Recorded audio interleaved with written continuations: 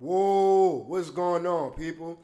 This your boy SportsTalkQue, and today I have quite a bit to unpack between NBA coaching changes and the initial college football playoff release rankings, which come out later on tonight.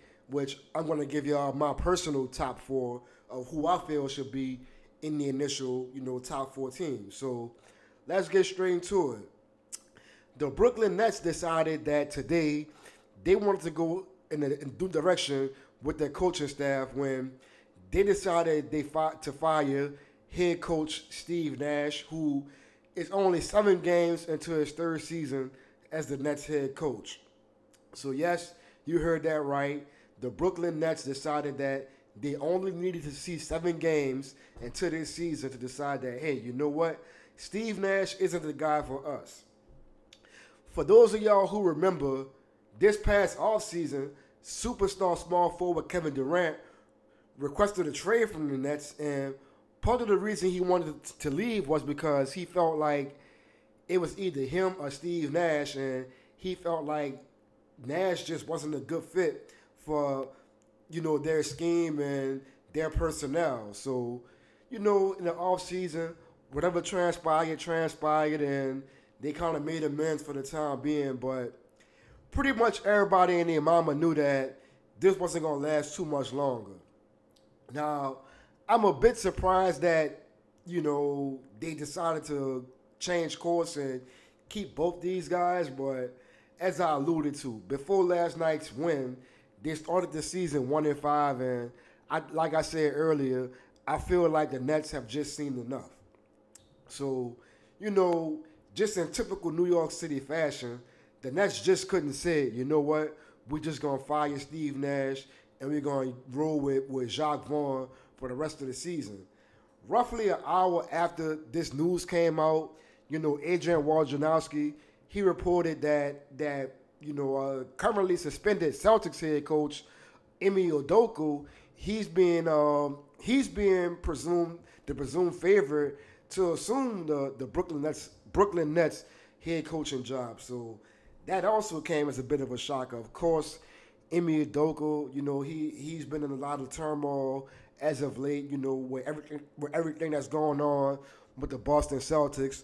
I'm not going to really get into all that. Y'all already knew what's all that going on. And, he's also a former Brooklyn Nets assistant head coach, so he's pretty familiar with the Brooklyn Nets coaching scheme and a lot of their personnel. So I think strictly on the court that this will be a really good fitting for the Brooklyn Nets, and I feel like it'll be somewhat of a welcome change. And he's a guy that has gotten a team to the NBA Finals in his first season as an NBA head coach, and he knows what he's doing on the court. So a lot of people might have their opinion one way or the other about what he did in his personal life, but at the end of the day, we talking about coaching basketball. We're not talking about, morals and ethics and all this other bull crap. So if the Brooklyn Nets are fine with it, more power to them.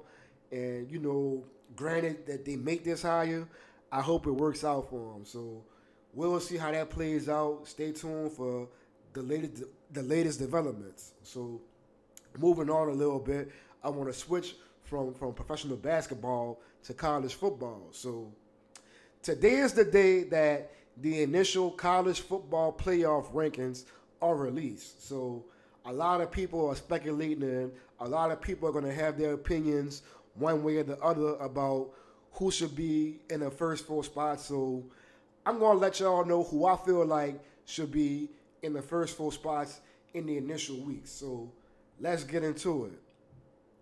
In the number 1 spot, I'm going to shake things up a little bit.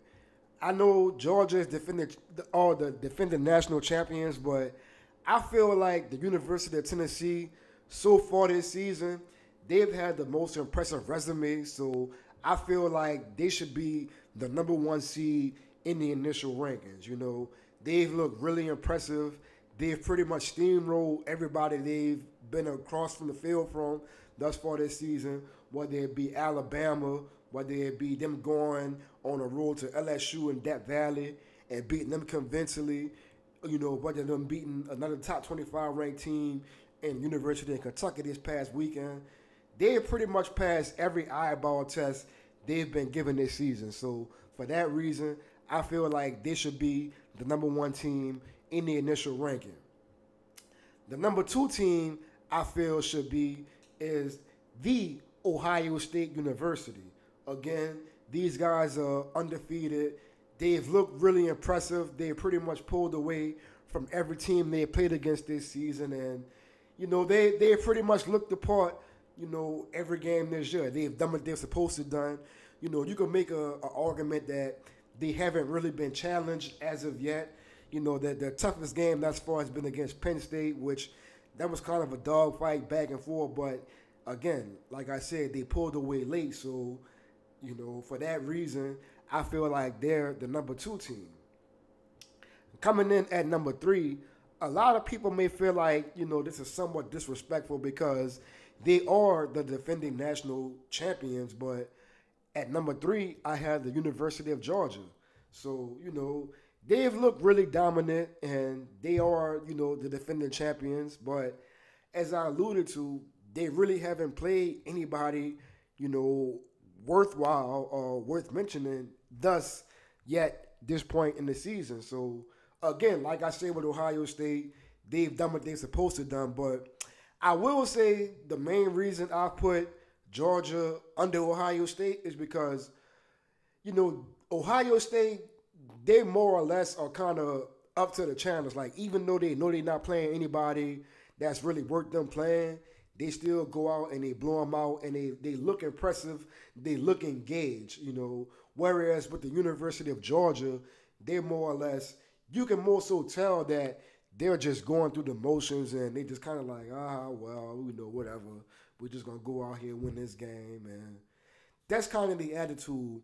That's why I have them at number three at this point. But the good thing about it is, this upcoming weekend, Georgia plays Tennessee. So with those two teams playing, one of them has to lose. And I'm pretty sure that after that game, the rankings are going to be shaken up somewhat. So I'm really looking forward to that game and seeing how Georgia responds to having their first true test of this upcoming season. So at last and not least, at the number 4 spot, I have the University of Michigan. Go Blue. So again, this is yet another team that's kind of going through the motions, hasn't really played too much of anybody that's really given them a stiff challenge or, a real close game one way or the other. But at the same time, Jim Harbaugh, he has those guys, kind of mostly engaged for the most part. And, they do what they're supposed to do. They're 7-0, 8-0. And, yeah, so for right now, those are my top 4 teams in the initial college football playoff. So that's pretty much it for this last episode. But before I get out of here, I want to send my condolences to the family of Migos member, Uncle Few member Takeoff, who was tragically taken away from us last night in Houston, Texas. I just want to say I'm really tired of our black entertainers losing their lives over senseless tragedies and senseless altercations, So I don't want to get into all the specifics and details. You could browse social media or, Google, some of the circumstances about why he lost his life. But I'll just say that it was senseless, and it's another entertainer, a rapper, black rapper, who was taken away from us way too soon. And, peace be with his family, peace be with Quavo and all his loved ones, and even Offset. They're not a group anymore, but, I'm pretty sure that he's still reeling and feeling this loss. So, my prayers go out to him, man. Rest in peace to a real one, and aside from that, man, I'm going to see y'all next time. Peace.